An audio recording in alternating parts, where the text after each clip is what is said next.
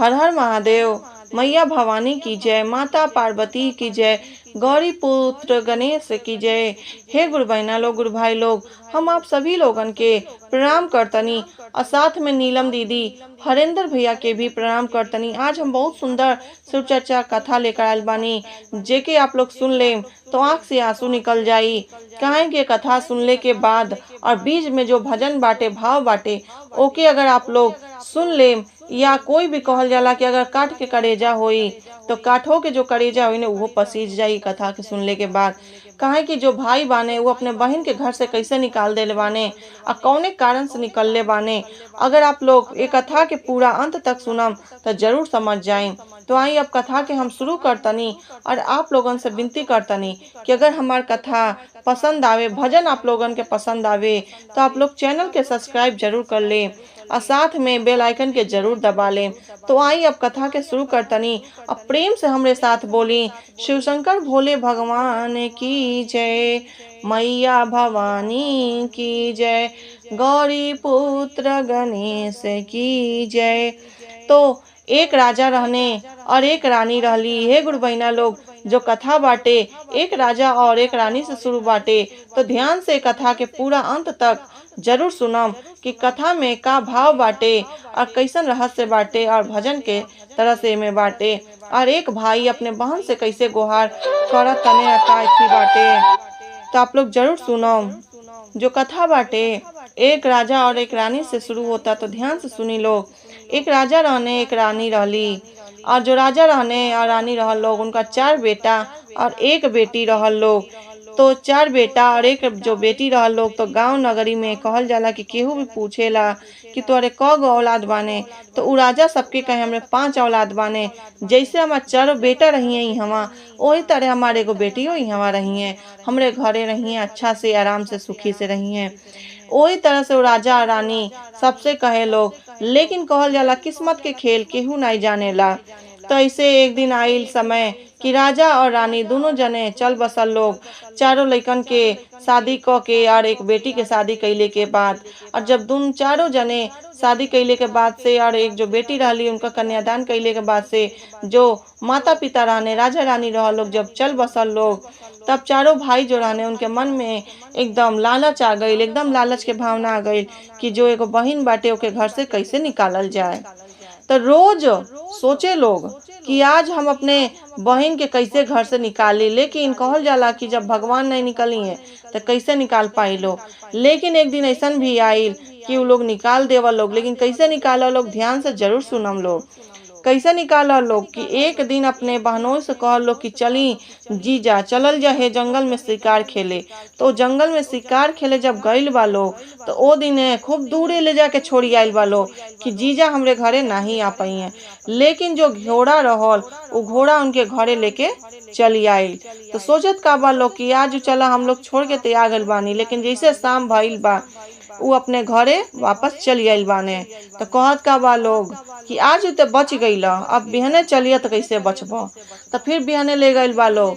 कहले बा लोग कि जीजा आजो चली हे दिशा में शिकार खेले के बाटे। तो उ उनका जो बहनोइला रहने उ लेके साथे गईने, यानी कि जो बहनोई रहने वो लोग के साथे गईने शिकार खेले। जब शिकार खेले गइल बा लोग, तो का कैले बा लोग कि जो घोड़ा रहल, तो चारों भाई सोचले बा लोग कि इनके कैसे मारल जाए। तो का कैले बा लोग ओ दिने कि चला आज इनके मार देवल जाए। तो दूरे से एकदम खड़ा होके और उनके शिकारी पे मतलब यानी कि शिकार खेले आगे जंगल में भेज के एकदम आई लोग का कैले बा लोग तीर चलावले बा लोग। जब तीर चलावत लोग चारों भाई पारा पारी, तो जब एक जने चलावे तो घोड़ा ऊपर जाए, जब नीचे चलावे तो वो घोड़ा ऊपर चल जाए लेके उनके, और जब ऊपर चलावे लोग घोड़ा मतलब घोड़ा के उनके मारे खातिर, तो घोड़ा नीचे लेके चलिए जमीन पे। ऐसे ही चारों भाई पारा पारी मारे के कोशिश कर लोग, लेकिन ओहू दिने नाई मुहले उनकर बहनोई। तब सोचले बा लोग कैसे का कइल जा। तो फिर ओ दिने घरे चल गइल बा लोग। लेकिन तीसरे दिने कहल जाला कि एक दिन 2 दिन को दिन भगवान वो मतलब कहल जाला कि कैसे बचाइए। तो भगवान बचावे वाला तो रहबे कहीं, लेकिन जो कहल जाला जो किस्मत में लिखल रहला उ होके रहेला। तो कुछ समय के लिए वो लोग के साथे ऐसा भइल बाटे। तो का भइल बाटे, ध्यान से सुनम लोग कि बीच में जब जब तीसरा दिन है उ चारों भाई लोग अपने बहनोई के लेके गइल बा लोग शिकार खेले। तो का कइले बा लोग, घोड़ा के ओ दिन पेड़ में बांध देले बा लोग। जब पेड़ में बांध देले बा लोग और जो उनका बहनोई रहने उनके का कइले बा लोग, जमीन में गड्ढा खोन के ओमे गाड़ देले बा लोग और गाड़ के फिर वहां से चल जाइल बा लोग। तो उनका बहिन ओ दिन शाम हो गल तो पूछत का बाड़ी कि ए भैया आज हमार स्वामी कहाँ बानी, कि कब आईन। तो कहत का बाने बड़का भैया कि तुम्हारे जो पति रहने हैं, जो तुम्हारे स्वामी रहने हैं, उनके हम मार देले बानी।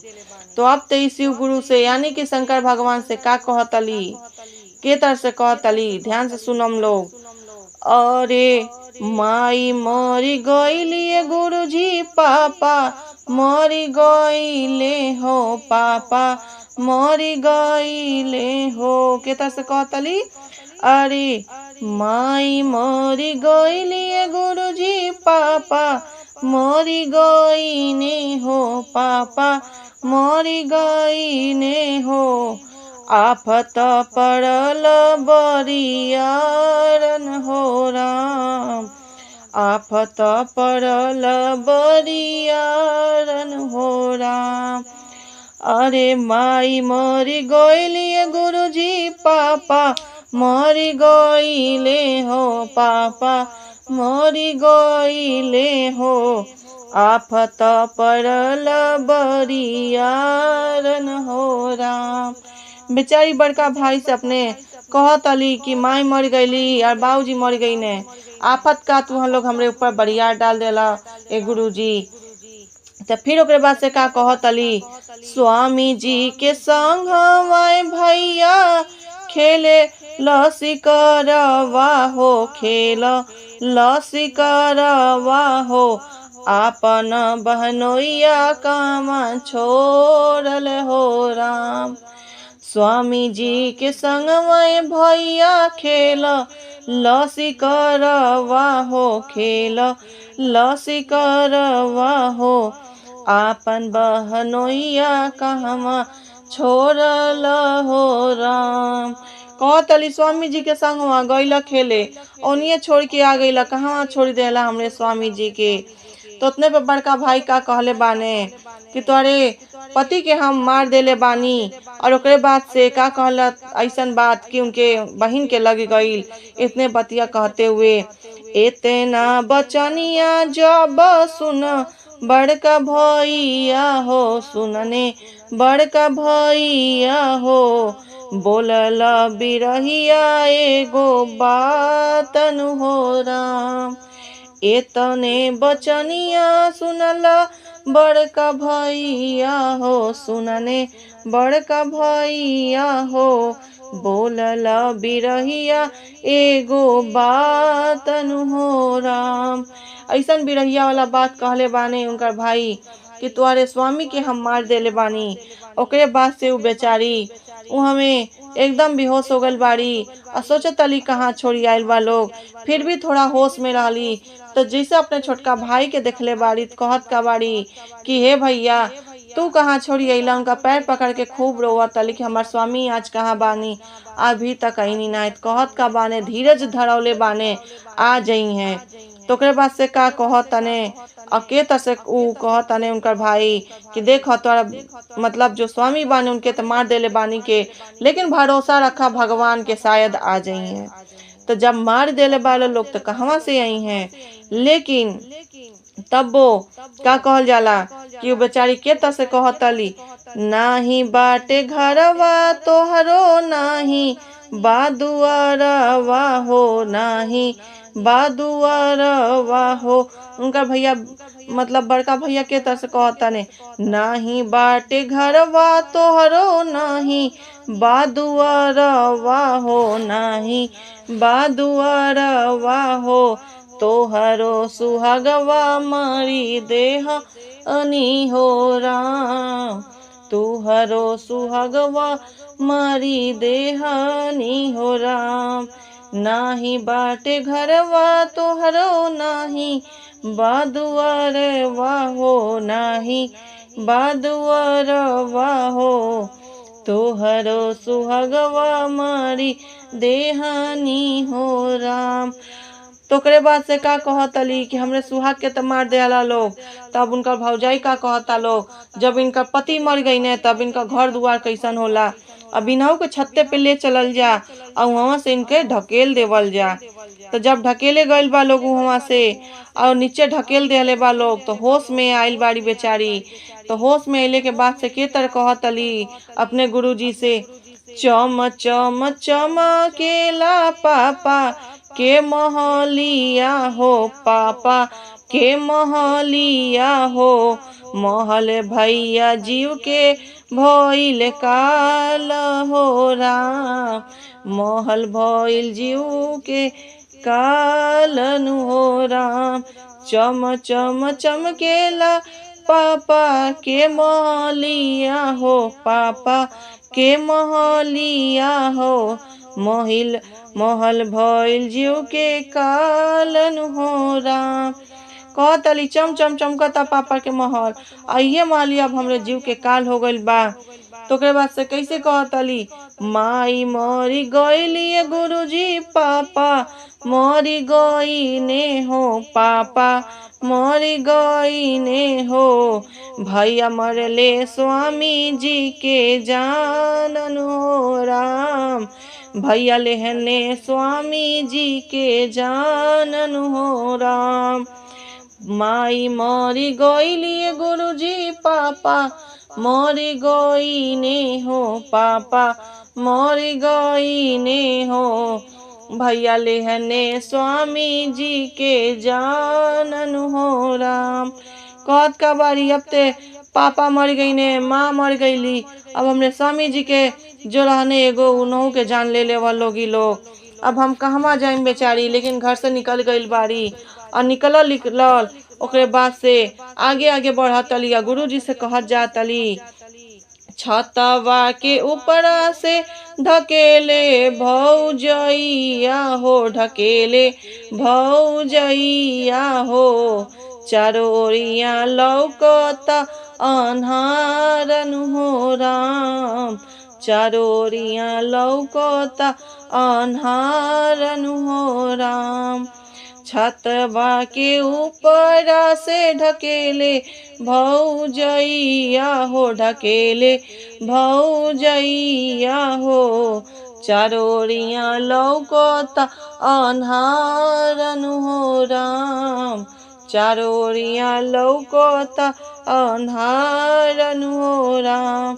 कहतरी छतवा पे ले जाके ढकेल देवला लोग, सोचल लोग मर जाई, लेकिन भगवान तो जिया देने। लेकिन अब तो चारों ओर अनहरवे लौकता, अब जोर कहीं नहीं बाटे, अब हमरे के बाटे।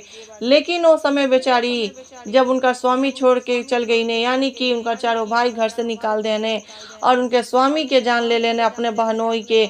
लेकिन 1 महीना के गर्भवती रहली, अपने गर्भ में अपने बालक के लेके आगे बढ़तली और जातली। ओकरे बाद से कुछ आगे बढ़तली और कहत के तरे बाली, हम होते हई भैया राजा के बिटिया वाहो, राजा के बिटिया वाहो।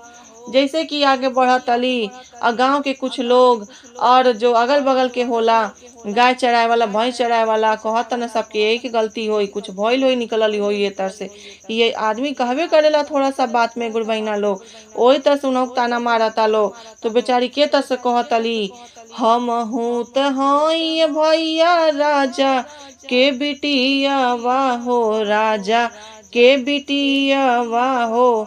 विपत्ति के मारल घरवा छोड़नी हो राम।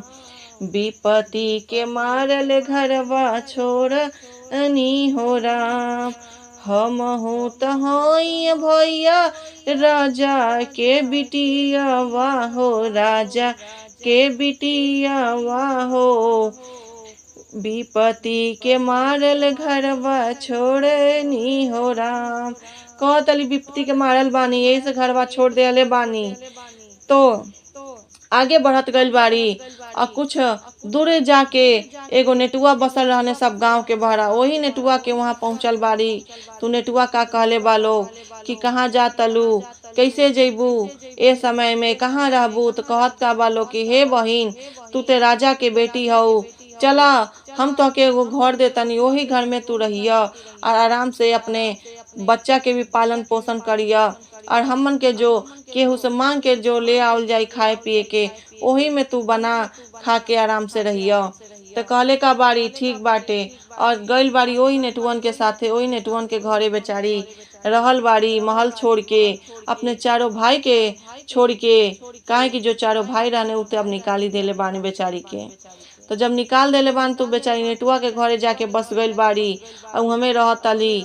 और रहले के बाद से कहल जाला गुरु बहिना लोग कि जब उनका 9वां महीना आइल, उनका पुत्र पैदा हो गई गर्भ से, तो बहुत खुशहाली मनावल लोग नेटुआ लोग। और बहुत बढ़िया से कहल जाला, जो अच्छे तरह से बहुत बढ़िया से उनकर खूब बढ़िया से छठियार बढ़ई मनावल लोग। छठियार बढ़ई मनावले के बाद खूब बढ़िया से उनके साथे कहता लोग कि अब तू आराम से रहिया, खैया पिया और आराम से हमें राज करिया अपने बेटा के लेके। तो कहत का बा लोग, जब वो हम आराम से रहत अली और एक दिन अपने लड़का के छोड़ के जब वो नेटुआ लोग नाई बाटे, तब पानी कैसे मंगावे। तो एकदम वही दुआरी पे गइल बाड़ी जहाँ उनका ससुराल बा, लेकिन अपने ससुराल के देखले नहीं रहली, नहीं जानत रहली। तो वही जो ससुराल रहल, वही ससुराल के एकदम घर के बगलिए में नेटुआ रहत रहल। वही नेटुआइन एक दिन आइल बा भिक्षा मांगे और देखत या कि उनका जो लड़का रहने हंसे, मतलब उनका जो राजा के नाती रहने, वो मुहवा से जब हंसे तो हीरा झरे और आँखिया से रोए तो मोती झरे। तो जो नेटुआइन आयल रहली अपने लड़का के लेके भीख मांगे, तो देखले बात लालच आ गइल बा। और अब वो लालच में का सोचले बाड़ी कि लावा अब इनका उठा ले चलल जाए लड़का के, और अपन लड़का सुता के वहाँ से चली गइल बाड़ी। और जब ई रानी अपने पानी भर के लेके जातली और अपने जब वो बिस्तर के लगे अपने लड़का के लगे पहुँचतली, तो देखत का बाड़ी अब हमारे लड़का नहीं हमें, यान के लड़का हमें। तो खूब रोवा ताली और नेटुआ लोग आइल बा, लोग पूछा तालो कि काहे रोवा तालू। तो सब हाल बतावले बाड़ी और वो लोग से पीट पीट अपन छाती रोवा तली के तरे। ध्यान से सुनल लोग के तरह से कहतली और पीट पीट बेचारी रोवा तली। छतिया की पीटी पीटी रोवेली रनियमा हो, छतिया के पीटी पीटी रोवेली रनियमा हो। अब कितना दुखवा अपारन हो राम, छतिया के पीटी पीटी रोवेली रनिया हो, छतिया के पीटी पीटी रोवेली रनिया हो। अब कितना दुखवा अपारन हो राम, अब कितना दुखवा अपारन हो राम। तो करे बाद से जो नेटुआ बाने का कहतने कि तुहार लड़का कहाँ गई ने, कैसे ही भइले। तो कहत का बाड़ी, सुन भैया वचन हमारन हो राम, सुन भैया वचन अपार हो राम। गुरुजी तो देहने भैया एक ही ललनवा हो, गुरुजी तो देहने एक ही ललनवा हो। उहे हमरा जिए के आधारन हो राम, उहे हमरा जिए के आधारन हो राम। छतिया के पीटी पीटी रोवेली रनियमा हो, छतिया के पीटी पीटी रोवेली रनियमा हो। अब कितना दुखवा अपारन हो राम, अब कितना दुखवा अपारन हो राम। सुनब भैया वचन हमारन हो राम, सुन भैया वचन हमारन हो राम। गुरुजी तो देहने हो भैया एक ही ललनवा, गुरुजी तो देहने हो भैया एक ही ललनवा। उहे हमरा जिए के आधारन हो राम, उहे हमरा जिए के आधारन हो राम। कहतलिए भैया ए नेटुआ भैया भी हमारे को जिए के आधार रहने उहो बनाई रहने, उहो का जन कहाँ के लेके चल गई, कहाँ चल गई ने। और खूब बेचारी रोवा तली। तो नेटुआ लोग कहले बा लोग धीरज रख, हमन के चारों दिशा में जाइम के उनके खोजे। तो नेटुआ लोग वहां से निकलल बा लोग, और निकलले के बाद से वहां से नगाड़ा ढोल ले बा लोग और खोजाता लोग, के तरह से खोजाता लोग और के तरह से कहताली, बल का खोजे जब चलने नेटुआ बाहो, बल का खोजे जब चलने नेटुआ बाहो, देश देश बाजा बजावे ने हो राम, देश देश बाजा बजावे ने हो राम। बल काखे खोजे जब चलने नेटुआ हो, बल काखे खोजे जब चलने नेटुआ हो, देश देश बाजा बजावे ने हो राम, देश देश बाजा बजावे ने हो राम। एक बनवा गईनी नेटुआ, दुई बनवा गईने हो, एक बनवा गईने नेटुआ, दुई बनवा गईने हो, तीसर बनवा बल का न मिले हो राम, तीसरे बनवा बल का न मिले हो राम। कहतली अब तीसरा बन गईल बा लोग, का जानी वहाँ मिल जा, लेकिन नहीं मिलल बाने उनका बालक। तो कहत का बाड़ी कि ठीक बा नहीं मिलने, अब तो संतोष के रखे। रोतली और कहतली कि एक के ओर अब बचल बाटे जो दक्षिण दिशा, मतलब यानी कि दक्षिण ओर बस बचल बाटे, वही ओरिया बस खोजियावल लोग। तो का कहतली, एक देव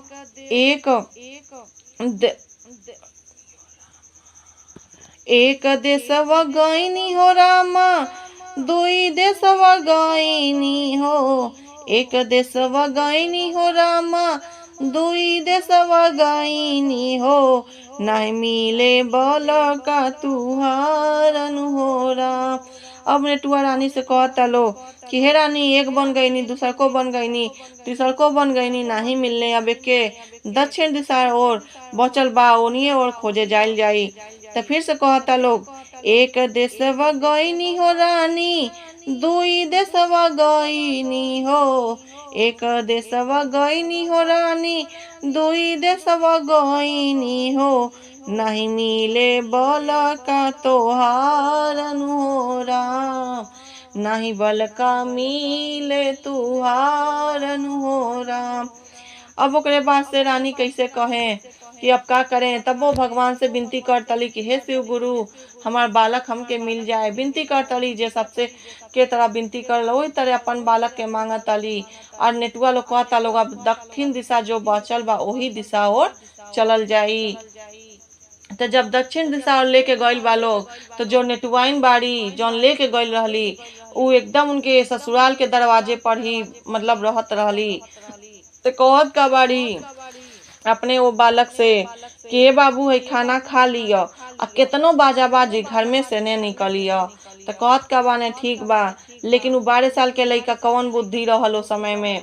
वो खाना खात रहने, या जैसे लोग नगाड़ा और ढोलक वोलक बजावे लगल लोग, गाना गावे लगल लोग, वैसे ही वो लड़का निकलने और हंसे लगने। जब देखने ते देखता लोग उनके हंसले से हीरा झड़ता गिरता, और कहल जाला कि अखिया से जब कुछ बात ऐसा कहल लोग तो रोए लगने।